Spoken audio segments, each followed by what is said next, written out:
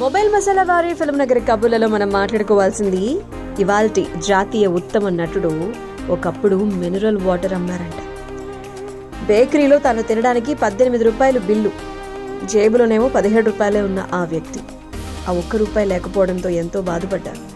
జీవితం ఎటుపోతుంది అని చెప్పి తనలో తానే కుమిలిపోయారు.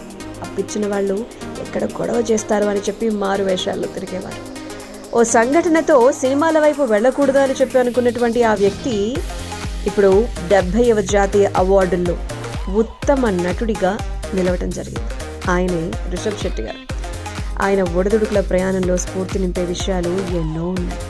రిషబ్ గారిది కర్ణాటకలోని కెరాడి అనేటువంటి పల్లెటూరు. మధ్యతరగతి కుటుంబం.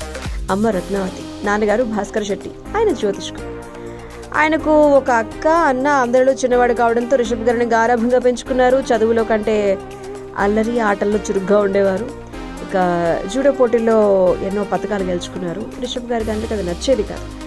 అక్కడే ఉంటే కొడుకు జులాయిగా మారిపోతాడని చెప్పి బెంగళూరుకి భయంతో పంపించేశారు. నాన్నగారు కోపంతో పంపించిన హ్యాపీగానే రిషబ్ గారు ఆనందంలో మునిగిపోయారు. అక్కడికి వెళ్ళిన తర్వాత ఇక మొదటి అవకాశం రిషబ్ గారు వాటర్ సప్లై చేస్తున్నటువంటి క్లబ్కు కన్నడ నిర్మాత ఎండి ప్రకాష్ గారు రాగా అతన్ని తనకి ఏదైనా అవకాశం ఇప్పించమని చెప్పి అడగటం, వాటర్ సప్లై చేసే వ్యక్తి అలా అడిగేసరికి నిర్మాత వింతగా చూడడం, తర్వాత తాను ఫిల్మ్ ఇన్స్టిట్యూట్ విద్యార్థిని అని చెప్పి చెప్పడంతో సైనైడ్ సినిమాకి సహాయ దర్శకుడిగా అవకాశం ఇప్పించడం. అక్కడ రోజుకు ₹50 ఇచ్చేవారంట. షూటింగ్కి వెళ్లేందుకు రిషబ్ గారికి ₹100 ఖర్చు అయ్యేదంట. అయితేనే అక్కడ editor, light bye, touch up man ఇలా ఎవ్వరు రాకపోయినా కూడా ఆ పనిని చేస్తూ చాలా విషయాలు నేర్చుకున్నారంట.